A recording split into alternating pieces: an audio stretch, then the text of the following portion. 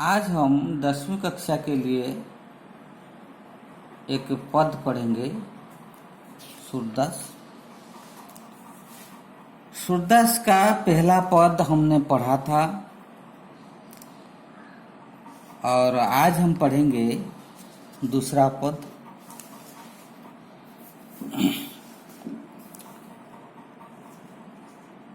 हरि अपने आंगन कछु गावत, तनक तनक चरणन सो नाचत, मन ही रिझावत। बाह ऊंचाई काजरी धोरी, गयनी तेरी बुलावत। कबहु को बाबा नंद पुकारत, कबहु को घर में आवत। माखन तनक आपने कर ले, तनक बदन में नावत। कबहू चिते प्रतिबिंब खंभ में, लौनी लिए खबावत। दूरी देखती जसुमती यह लीला, हरस आनंद बढ़ावत। सूर श्याम के बाल चरितिये, नित्य देखत मन भावत। ये मैंने कहा था श्री कृष्ण की बाल लीला का वर्णन है। पहले पद में भगवान श्री कृष्ण अपनी माँ के पास बलराम भैया के बारे में विरुद्ध में वो शिकायत करते थे। यहाँ पे जो दूसरी पद है, यहाँ पे श्री कृष्ण का जो माखन खाना और इधर उधर घूमना, ये जो छोटी अवस्था का जो सुंदर चित्र का वर्णन किया गया है। हरि यानी भगवान श्री कृष्ण, हरि अपने आंगन में कछु गावत। भगवान कृष्ण जब छोटे थे, शिशु थे, वह क्या करते थे? अपने आंगन में कछु गावत, अपने आंगन में कुछ गा देते थे, गाते थे। छोटा बच्चा तो मन को जो भी कुछ गाना आ जाता है वह गा देता है। तनक तनक चरणन सो नाचत, तनक तनक यानी छोटा छोटा, चरणन यानी पैर, सो नाचत वो नाचते थे। सूरदास कहते हैं भगवान कृष्ण जब छोटे थे तो अपने आंगन में वो कुछ गा देते थे, अपने छोटे छोटे पैर में नाचते थे और मन ही रिझावत, रिझावत यानी खुश हो जाते थे, खुश होना। वो खुद मन ही मन खुश हो जाते थे यानी हंसते थे। छोटा बच्चा गाते थे, नाचते थे, हंसते थे। और कभी कभी क्या करते थे? बाह ऊंचाई काजरी धोरी, बाह ऊंचाई हाथ को उठा करके, हाथ, बाह मतलब हाथ, बाहु, हाथ उठा करके, काजरी धोरी मतलब गाय, काली गाय और सफेद गाय।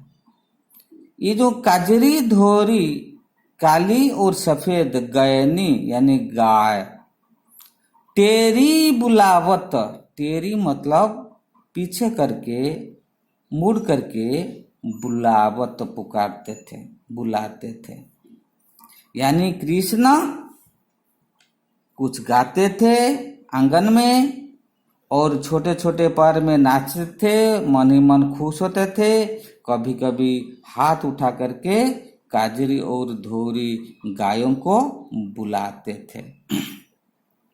ये भगवान का सुंदर रूप का वर्णन बहुत तो मनमुग्धकर है। इसके साथ साथ वो क्या करते थे? कबहू को बाबा नंद पुकारत, नंद बाबा को कभी कभी पुकारते थे। कबहू को कभी कभी, बाबा नंद यानी नंद बाबा को पुकारत, पुकारते थे, बुलाते थे। और कबहू को घर में आवत, कभी कभी घर को भी आ जाते थे। छोटा बच्चा मन को जो कुछ आता है वो करता है, इसीलिए वह कभी कभी नंद बाबा को पुकारते थे, कभी कभी घर को भी आ जाते थे। माखन तनक आपने कर लेई, और क्या करते थे? माखन यानी लौनी, माखन तनक थोड़ा सा, आपने कर ले, वह कर मतलब हाथ, ले मतलब लेते थे, अपने हाथ में थोड़ा सा माखन लेकर तनक बदन में नावत, थोड़ा अपने बदन में, मुख में नावत लगाते थे। कृष्ण वो माखन कभी कभी हाथ में ले जाते थे, कभी अपने बदन में लगा देते थे, मुंह में लगा देते थे। कबहू चित्ते प्रतिबिंब खम्भ में, कभी कभी क्या करते? चित्ते यानी देखकर, प्रतिबिंब अपना छाया को देखकर, कहाँ? खम्भ में। नंद बाबा के जो खम्भ है, घर का जो खम्बा होता है, मणिमुक्ता से जड़ित खम्बा में जो अपना प्रतिबिंब को देखकर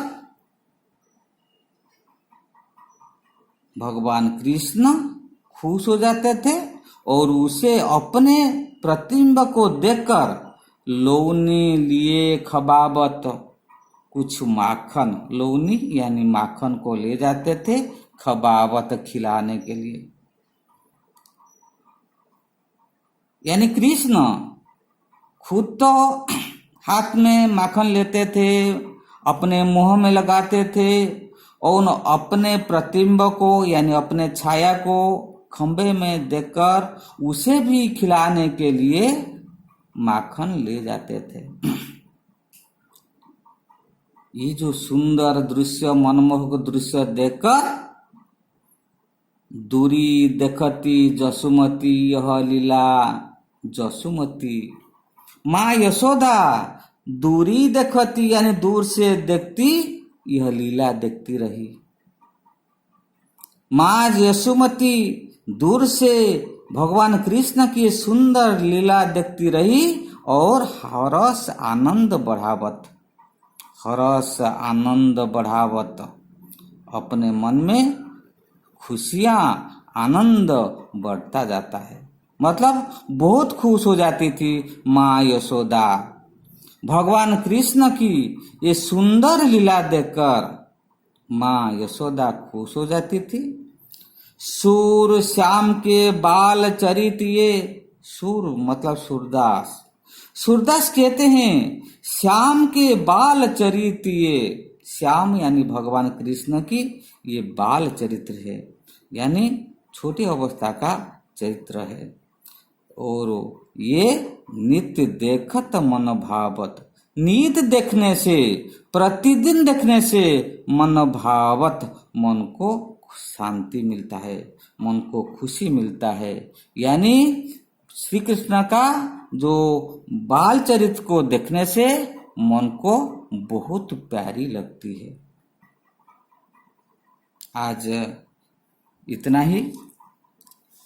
प्रश्न और अभ्यास को तुम खुद कर लेना, और इसमें जो भाषा ज्ञान है इसको भी कर लेना। अगर इसमें पढ़ने से या करने के समय अगर कोई कठिनाई आ जाए तो भी पूछ लेना। ठीक है, रहता हूँ गिरीश सर।